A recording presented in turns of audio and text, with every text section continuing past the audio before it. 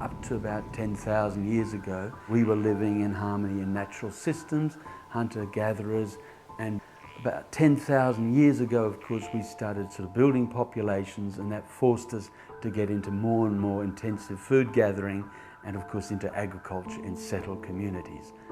Intruding into natural systems, breaking up soils, we could sort of grow more pioneer plants, particularly grain crops. So we humans became very, very proficient at disturbing natural environments to create the niches where these opportunistic plants could grow. So as we cultivated soils, we exposed them to oxygen, we turned them over, and effectively we mineralized the organisms in that soil through oxidation processes to release nutrients, to transfer those nutrients to the plants. It's important to understand that there's more biomass of living microorganisms below the soil than there are living organisms above the soil.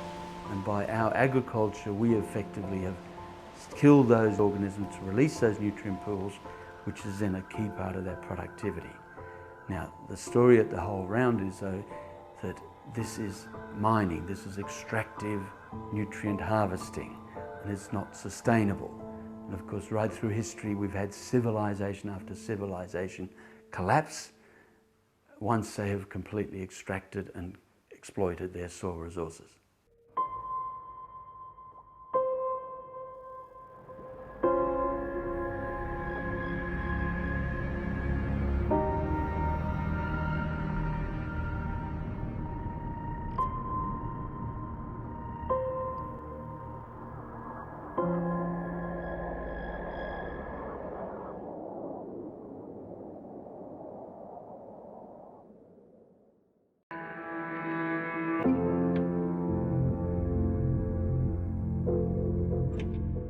All our energy originates from the sun, and through processes that are very central to energy capturing on Earth. They come through life systems, through ecosystems.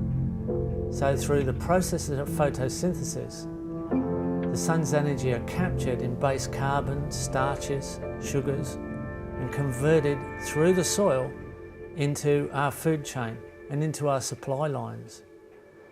And the soil, the energy and life in the soil is an imperative part of this, especially as there's more life in the soil, both in weight, numbers and diversity than there is above the soil, with tens of millions, 50 million plus types of soil bacteria, and the same number, 50 million plus types of soil fungi.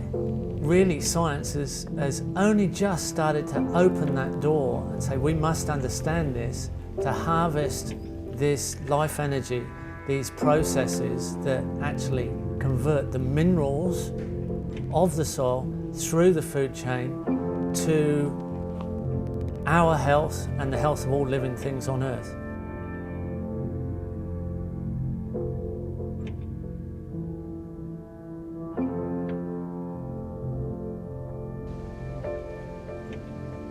Permaculture is a design science that begins with an ethic.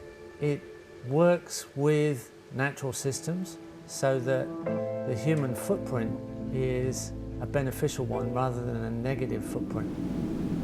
It's a system that leads to absolute abundance and is based in the life sciences, some of the hard sciences, and the ethics that allow a sustainable energy audit for all people. And the audit that we can go to as the most base and the most basic is really the health of the soil.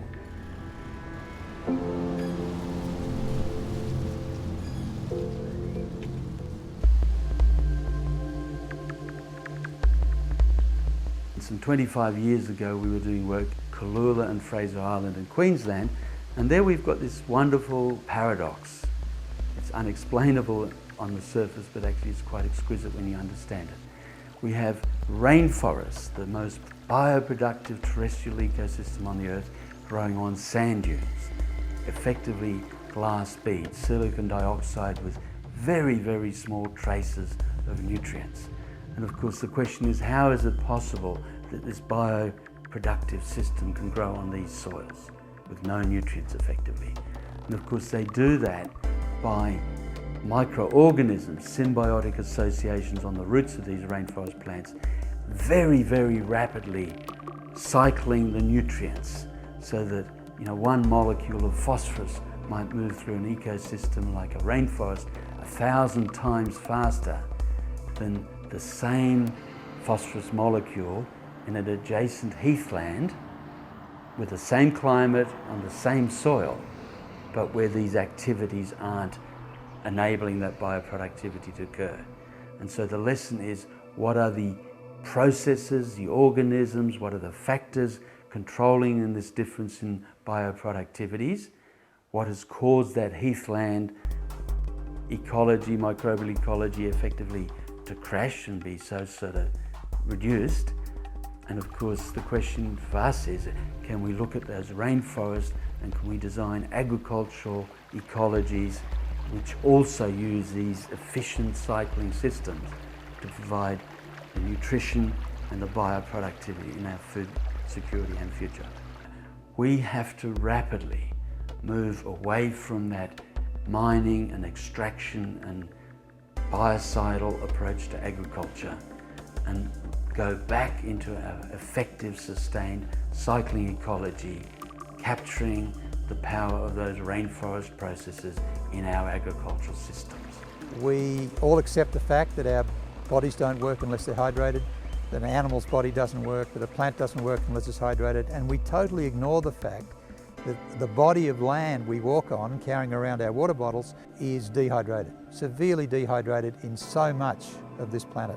In Australia, you can see how dehydrated our land is because we've got a water table that is way, way down. So what do? We put in pipes and bring it up from there and spray it up in the air, and then it lands on the ground and it's more salty when it hits the ground, and then we just put it to the plant itself, not to the soil, and take the plant away.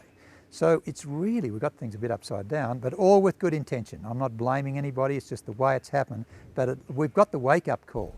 Now we need to be understanding it properly.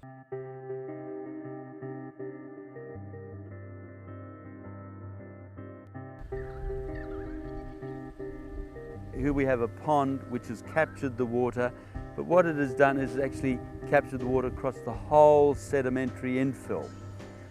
And rather than just being water in a stream, we have actually had water and hydrostatic pressure moving water right across this whole basin. And that water has spread over hectares of land and are keeping the productivity of all those hectares operating.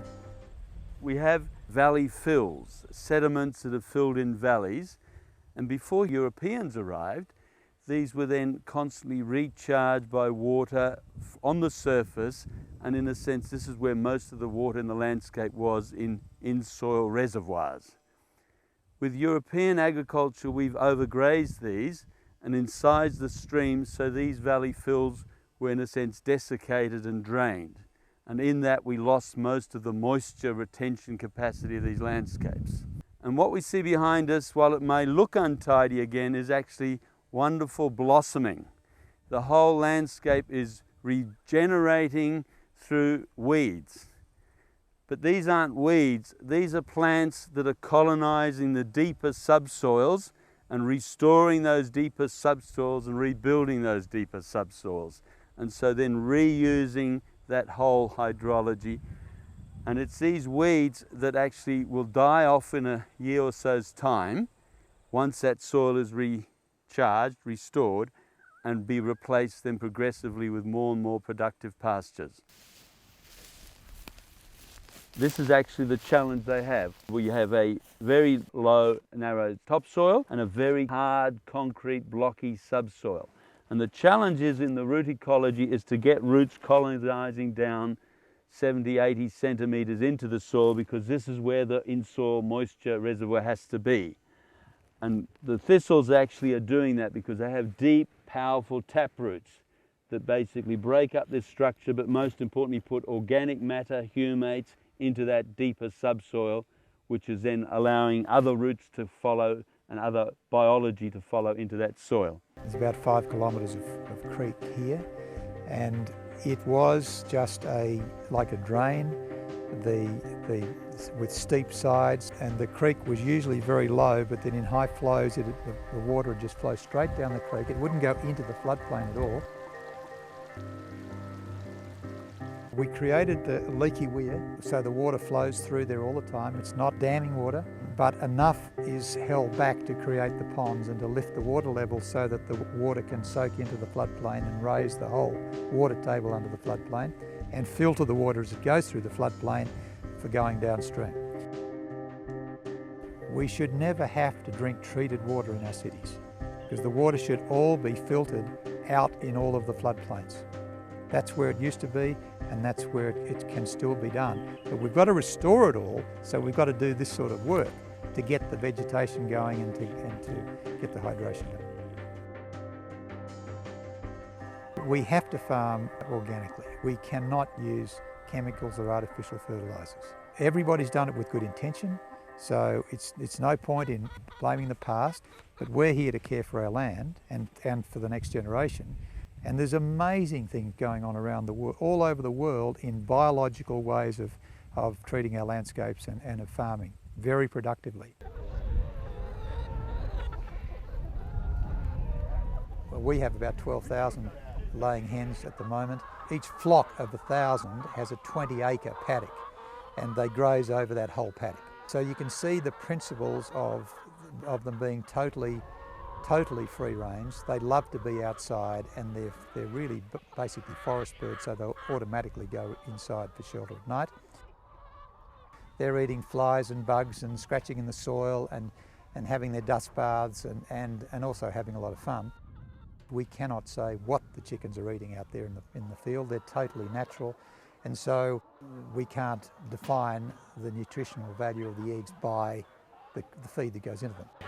So therefore, we had the eggs themselves tested. We've had them tested by the Australian Testing Authority, the Government Testing Authority, and we found that on all factors we excel, particularly in the omega-3, which is so critical because your body can't make it. That's at nearly double. And of course, the customers vote with their feet and their money.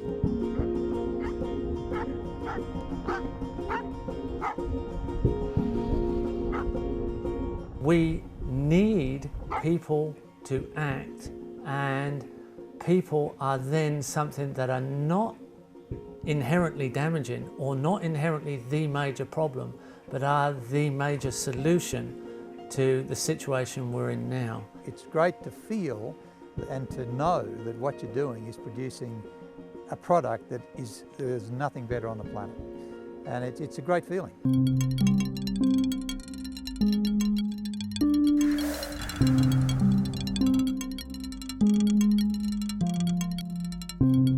With 6.8 billion people on this planet are now extremely proficient. But all around the world, we are finding that agricultural soils are crashing in productivity unless they have got continual committed inputs of oil-based fertiliser, cultivation and biocides.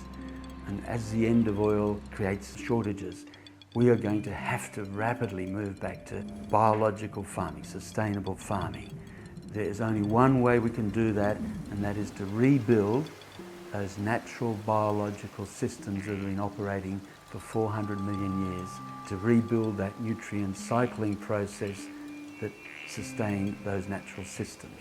And we have to be there with that capacity, because if not, food security and biological degradation will be a very, very major crisis. So the politics of health, food and human futures is about rebuilding those sorts of systems.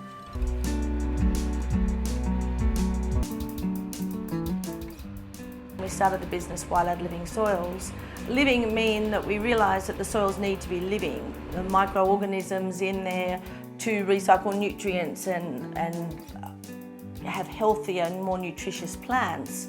We're actually making a high quality product for agricultural soils to increase the diversity of microbes and the humus content of the soil.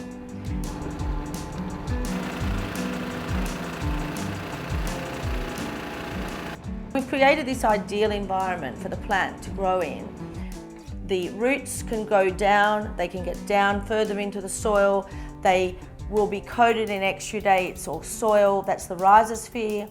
Now that is the most active area in the soil where microbes want to live, because guess what? They're getting fed.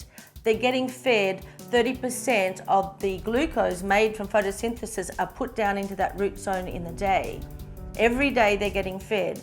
So of course then they're going to supply the plant with the nutrients in the amount and the correct nutrients the plant needs for the day. Now if you have naked roots, what I call them, they have to take up what's in the soil water. And nitrogen is one of the quickest things to be taken up into a plant. So it can exclude other nutrients into the plant. So you begin to get very watery plants, unhealthy plants. So when you look at it at a cellular level, you look at the amino acid, you need the calcium and the nitrogen and the sulfur and everything else in balance. But what we've done in conventional agriculture is to create an imbalance in the carbon and the nitrogen that's going into the plant.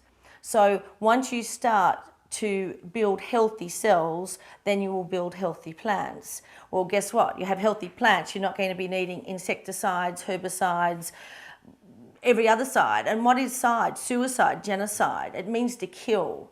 So we need to look at, once you get a healthy soil, you don't need to use all those sides.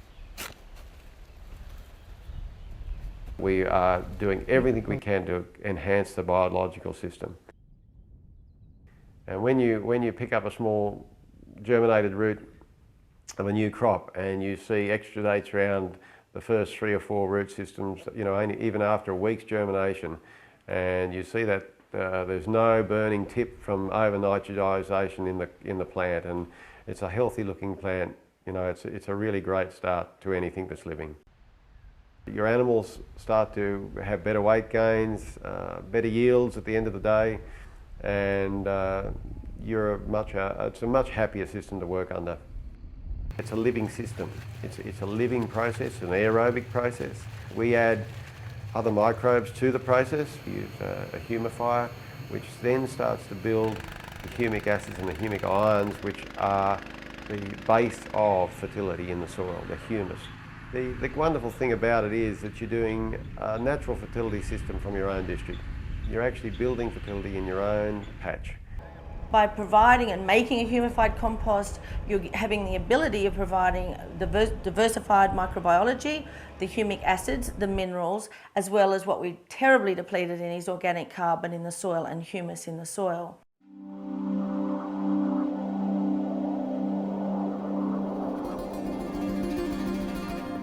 And the challenge is, how do we get carbon back from the atmosphere into those soils, into these stable humates and globalin, the stable soil carbon forms. And it can be done very productively, very profitably through soil carbon farming.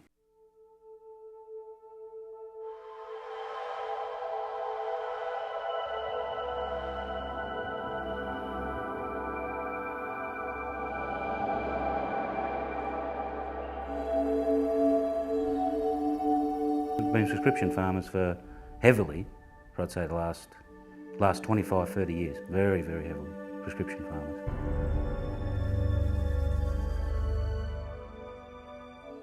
I've really noticed probably the last 10 years, we've probably hit a brick wall. You'd get to a stage where, usually more's better. That was fine, we could see it. We used to slash, say, nitrogen, urea-based chemical fertiliser. You'd use it like water, or hundreds of thousands. you'd spread it everywhere, and you did get a result. But like I said, over the last 10 years, it's hit that brick wall. Like the more we threw at it, we're not getting the result. You have to radically, change. You change your ways, and you have to do it in a big way. Microbial systems are, generally speaking, in a dynamic balance all the time. In simple terms, symbioses develop. One organism feeds another organism, which feeds another one, which feeds another one. You have a self-perpetuating reaction that can develop. Essentially, microbial balancing seeks to perpetuate and incorporate a system which will fix the problem by itself. There are organisms in the microbial world whose job it is to capture energy. There are organisms whose job it is to capture nitrogen. There are organisms whose job it is to find phosphorus, to do stuff. And they will do it if they're all together and happy. They will do it on their own and they don't need supervision. See a dramatic change in a growing season that you wouldn't really expect.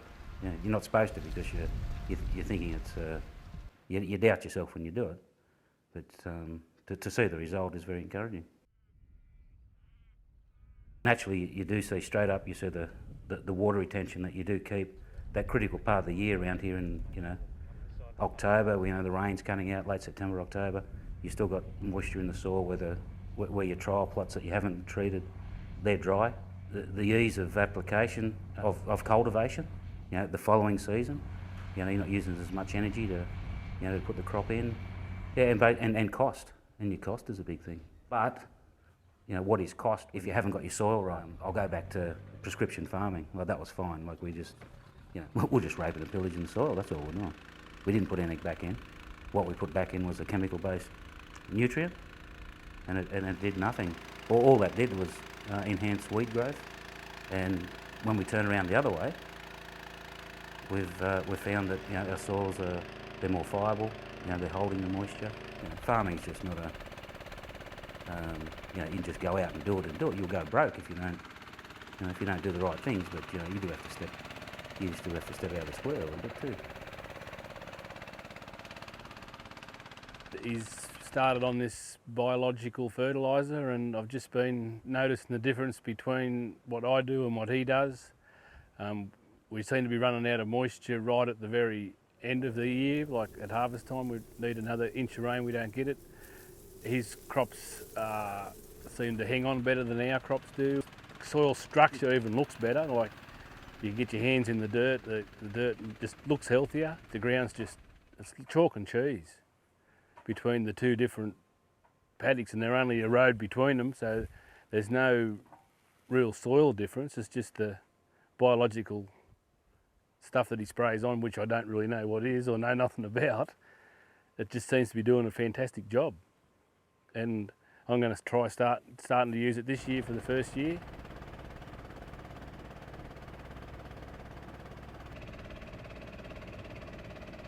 This stuff's good. You just park up there, cam lock it up to your pump it aboard, go down the paddock, and it doesn't hurt nothing. It's friendly. It means that it's possible to encapsulate in a remote site, so let's say we're in a rural distributor, in a bottle, a process that will happen out in the field when the farmer's not there. So it means that you can build a symbiosis that can be spread across a field and catalyse a reaction out there. Rather than saying that if I want something to happen I have to go and get stuff and put it out there, we can go and get something which makes stuff and put it out there. And that when I say that stuff, I mean there are organisms who capture carbon, microorganisms, not just plants. There are organisms, microorganisms, who go and find phosphorus that's sitting there unavailable and make it available. There are organisms which go and do the same for nitrogen and for calcium. And for a farming circumstance, that means that a condition which gradually reduces the amount of the buffer of soil carbon can be reversed, that the ecosystem can be encouraged to capture carbon rather than to release it. That an ecosystem that currently relies on addition of nitrogen from somebody else, from a fertiliser supplier, can be asked to capture nitrogen. And a similar situation with calcium, that calcium can be made available to plants from a biological perspective. So it means, what it means is that energy that otherwise would have to be added to the farm can be brought to the farm by organisms that do the job for you. It's a mindset. It's not hard, it's just the mindset. People are used to doing the one thing. you can change, and you change rapidly, and the results are there.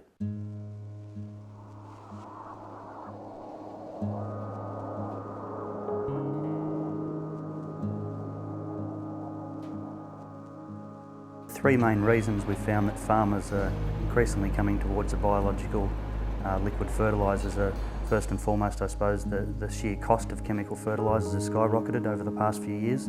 That's forced farmers to look for an alternative. And hand in hand with that has gone the fact that they've found that there's been a reduce in food quality or a reduce in yield been associated with the use of chemical fertilisers. Secondly, the inability of chemical fertilisers to cope with climate change, and particularly in this part of the world where we're seeing more and more years affected by drought. Farmers are realising the fact that they need to focus on their soil health, and particularly the fact that healthy soils can play a real good part in reducing the effects of drought through holding greater amounts of moisture in the soil if they're properly managed. Phosphorus availability to the where we use the biological fertilisers trebled. The bricks levels in the plants effectively doubled, went from about 6 up to about 12. The soil carbon levels went up on average 1.4% in that first year. And to put that back into perspective, a 1.4% increase in soil carbon led to the soil being able to retain about an extra 220,000 litres of water per hectare, and that showed through at the end of the year when there was more moisture in the soil, had a direct effect on the yields.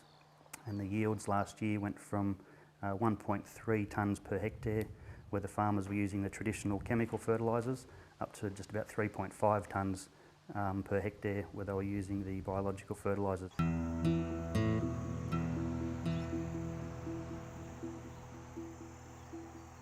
The most paramount link that I could look at as far as health between plant, mineral and the animal or the end product, the flavour.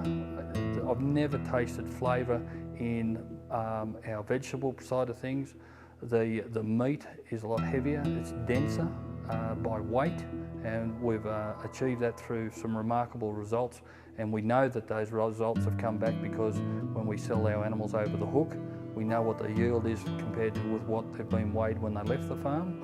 In the quality of the animal itself, there's been a calming effect. The animals don't take flight. When the cattle lie down at night, you have to drive around and they won't get up out of your way. They'll eat for maybe half the day, and the rest of the time they'll be down under a tree somewhere chewing the cud. So they've already filled, their appetite's been met, and now they're processing those minerals that we've been able to balance up. They're not hungry like they used to be. One of the biggest notices that I found in soil health on the farm is the worm activity now on the farm has grown exponentially. Worms in that handful, doesn't matter which ones you pick up, there's always worms in the soil around the potatoes. You can actually see the soil food web in their soil as well. The microbes are working in and around that area. There's a life there as well. The other thing that we see all the time is lady beetles, little ladybugs, and the spiders and things that are so evident.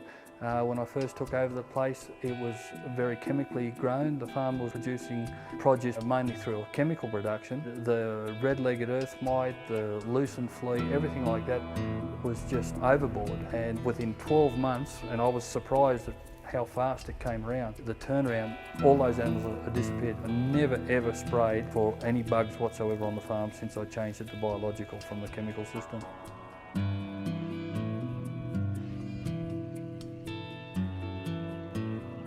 We're looking for a general microbial formulation which has inherently in it certain characteristics that might be available when they're needed out in the paddock.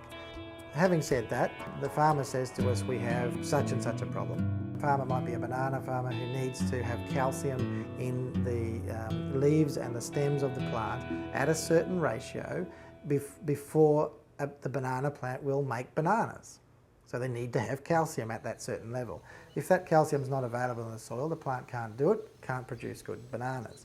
So the banana farmer said to us at one stage, can you produce a formulation that helps our banana plants get calcium when they want it, not just when we put it on? It's very hard to know when they want it. So we developed a mechanism which has a trigger involved that responds to a signal from the plant saying I need calcium, and there are microorganisms who, when that trigger comes, say here's calcium, here's calcium, here's calcium, and the plants get it.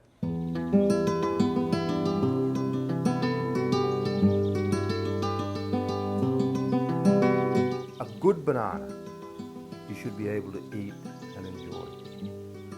An average banana is powdery. So the first thing we notice is that our sugar levels in our bananas have definitely risen. The second aspect of that is that a lot of our bananas either have a slightly longer shelf life, up to about 2 to 3 days shelf life extra. And thirdly, that they do have a texture and a flavour quite different from a very inorganically produced banana. Currently, we would be very close to 1.5, 1.7 million cartons for the year. Our objective in our biggest farm will be 1 million cartons plus this year. What we've been able to do using these biologically enhanced fertilizers, we not only are able to maintain plant vigor and health, but in a situation whereby certain paddocks that due to one reason or another that have been slightly neglected, what we have found is that we can come back and pull those paddocks out of the fire, so to speak, in a very, very short period of time. That is a pleasing aspect, where in the past they would tell you if a paddock went backwards, all the biologicals in the world wouldn't be able to fix it. That's not true. We have been able to cut inorganic fertilizers by more than 30%. That's across the board. When we get these improvements in soil conditions, we find that a very costly pest, which is nematodes, we no longer have a problem with nematodes. In fact, in the farms that we have been able to put these programs and the maintenance programs into place, we do not use nematicides at all. In fact, in some of them we have not used nematicides now for over 7 years. So these are major, very major shifts in farm activity. When we first were talking to the sugarcane farmers, what was said to us was that essentially they were afraid to pass on the farms to their children because the soil was so poor that they couldn't guarantee they were going to get crops good enough to pay for the mortgage. That's a really specific threat to those farms. As a result, the average age of farmers in the region was above 60, and people have a real social issue building up around that. And the farmers were saying to us consistently, look, we want the soil to be better. We know that we've just raped the soil. We've taken out our income. It's all gone now, and now we've got to pass this on and nobody's going to be able to use it. What can you do to help that? So the challenge for us was to allow the farmers to continue to survive, because if they don't have an income, they can't pay their bank loan off, they just go under. So they have to be able to farm, but at the same time to build the soil so that they can feel more comfortable with it. And that boils down to, can you build biomass and soil carbon into that soil while they're farming? Being microbes, that's part of it, microbial, so I haven't got a microscope to go find them, but whatever they're doing something out there that the ground's getting the aeration, easier tilling, and I really enjoy when I get visitors come and we go around with the shovel and they have a dig on my farm and walk over to the neighbour's place and they go straight back into my place again and have another dig just to prove that that's what the microbes are doing. Whatever they're doing something. What we're looking at, see that the shovel just goes straight in. In this soil, that's just unbelievable, really. Even though it's very, very wet, and what you can see is that the structure of the soil, you judge the quality of it by these types of interspaces and see how that PED formation forms. That's all the way through that soil profile now, which when we started here just was not possible. Well, if you've got healthy soil, you must have healthier crops. And if you can get the healthier crop, the less inputs, the better farming. So I'm very happy with the results of making less money for the fertiliser company. Catch cry at the moment's Save the Reef. I've been doing that without even trying. With using the product, it's been really supplementary to my soil health, less runoffs, and all that's just I'm just plodding along doing it with no dramas. Of course, I'm getting better cane. I'm needing less chemicals to get rid of natural grasses, weeds and that. So everything's just a win-win. We have gone to one particular year there where we really cut back on fertiliser, and we're only using about a quarter or whatever all the neighbours were using. Yes, we didn't grow as good a crop as what our neighbours grew, but our input costs were that much lower than the neighbours that we didn't have to harvest as big a crop to make ends meet, and we still ran in a profit that year, whereas a lot of the neighbours were complaining about running in deficit. Frogs, can't be too bad.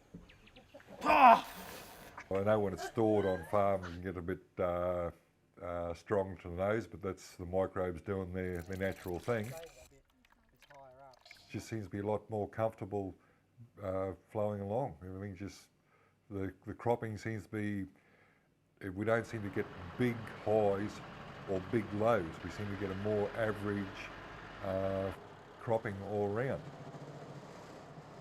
Farmers just can't believe what the soil's doing. I mean, to be honest with you, I can't even believe it. I see it every day and I still sit back and wonder and think how we used to do it, and I'm quite surprised that the soil health has improved, the worm growth, the breakdown of the trash blanket, everything's just win-win-win. I've definitely got more sugar than my neighbours, because when you start talking to your neighbours and they'll tell you how good their sugars are, and you say, well, yeah, well my sugar was at least half a unit to a unit better than that again, and they stop and they start questioning. It doesn't take much to show a few figures, and they'll, oh, right, they're understanding where I'm coming from. And that is one of the reasons why I am growing that slightly lighter crop. I am getting that extra sugar per hectare rather than tonnes of cane per hectare. And it's overall, that's what we're paid on, is the sugar per hectare. I'm only a cane farmer, like I've never really tried growing out any other crop, mainly owing to our weather conditions in the valley. But with the soil health being so well, I believe that I could, if the weather would allow me, I think we could go to other crops with no dramas at all.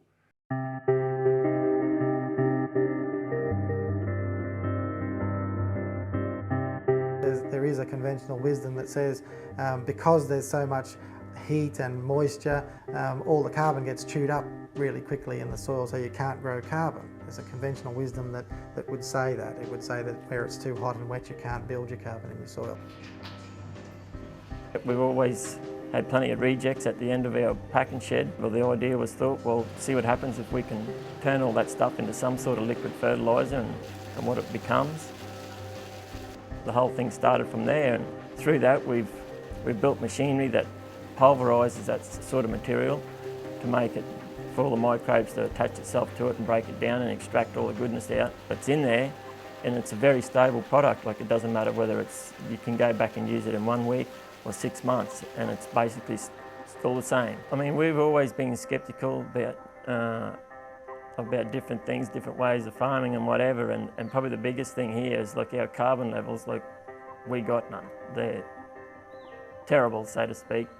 In the last 3 to 4 years, the carbon level has been steadily increasing, and really in only the last 2 years, yeah, we're getting 0.3 to 0.4 increases on a yearly basis now, and it's almost up to 1% carbon, which is still pretty average by any means, but when you come from like 0.1 or 0.2 in your soil, virtually none, up to 0.9 to 1% in a matter of 3 to 4 years, it's very encouraging for us to know that this stuff does really work.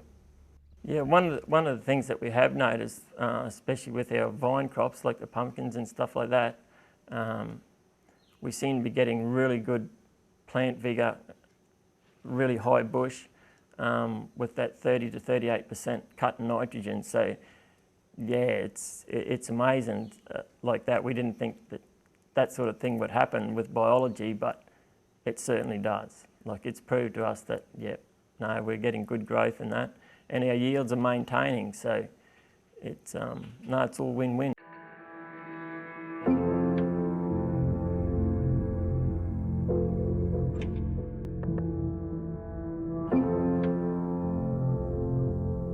The soil has been demonised and considered a peasant activity. It's as dirt cheap situation. The reality is, unless our food is actually from rich, alive, minerally enhanced, nutrient dense origin, and we are in a situation where the production of that food and our general resources and needs is creating extra soil, is enhancing the quality of soil, then we cannot call ourselves civilized.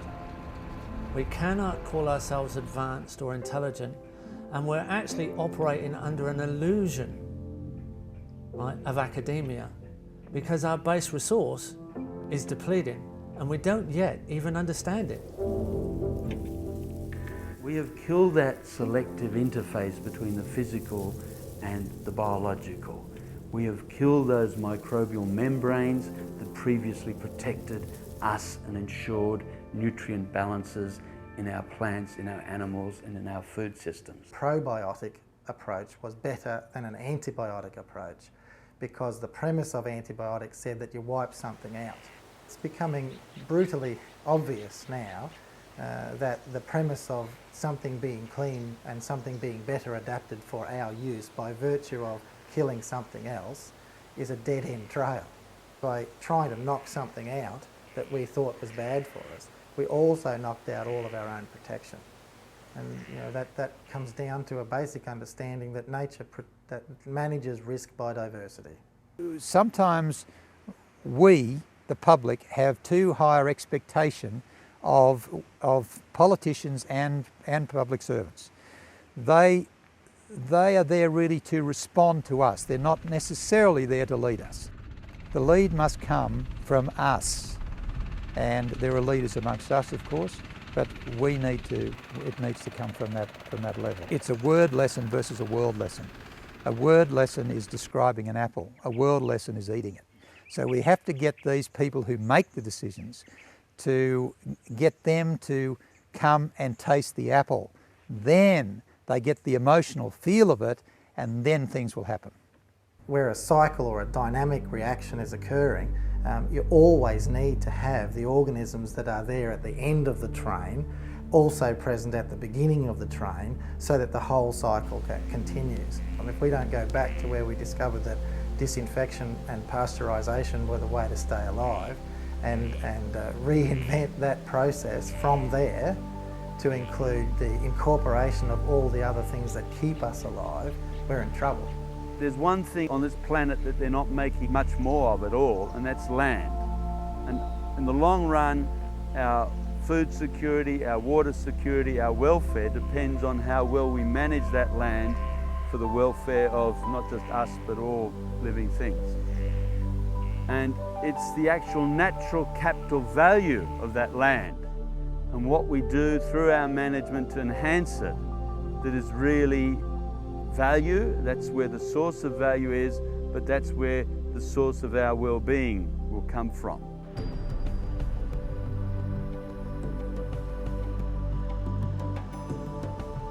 We talk about water, we talk about nutrients, we talk about productivity in terms of animals or plants moving off it. But we also have to look at it in terms of the natural capital, long-term resilience, value, the ecosystem services in terms of clean water that is now being produced to other people downstream, the biosequestration of carbon, the production of oxygen, biodiversity. So these are the real values that are created and produced out of this landscape. And as long as we keep on doing that, we have a chance on this planet. If we keep on going the way we have been, we have really very, very major challenges and risks that we will have to face.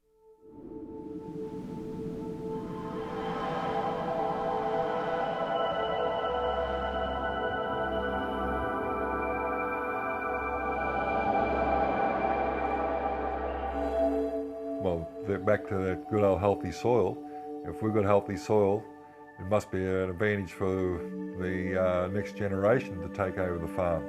And I feel a lot happier trying to move on a healthy farm rather than an abused farm. With this change that we've adopted and the results that we are seeing, it sort of makes us feel that we're more sustainable and environmentally sustainable into the future. First of all, fix the soil health, and then the wealth will follow. And that's where carbon fits into the cycle. You can trade it now, and so on, but the real trick is the health, is the wealth of the soil. So that's where it's really going to end up.